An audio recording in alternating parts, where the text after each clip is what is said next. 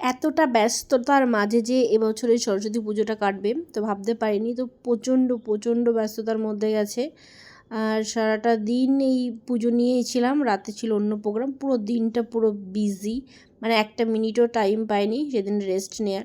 তো দেখো সকাল 9:30টার সময় আমরা এক জায়গায় অঞ্জলি দিয়েছিলাম আমার ছেলেকে নিয়ে, কারণ ও বেশিক্ষণ থাকতে পারবে কি না।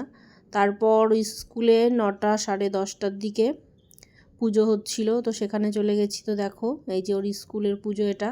তো আগে যেখানে আমরা অঞ্জলি দিয়েছি সেখানে ভিডিও করা হয়নি, খুব তাড়াহুড়ো করে সেরে নিয়েছি অঞ্জলি দেওয়া। তারপর 3টের সময় আমাদের এই যে বাড়ির পাশে পুজোটা হলো, তো সেখানে অঞ্জলি দিয়েছি। তো তখন ছেলে খেয়ে নিয়েছিল, কিন্তু আমি অঞ্জলি দিয়েছি, সারাদিন আমি না খাওয়াই ছিলাম।